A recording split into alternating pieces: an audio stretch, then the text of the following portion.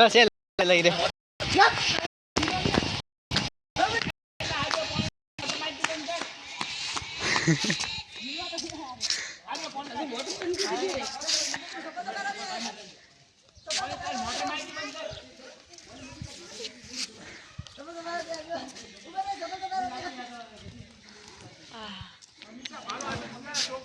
हटे वाला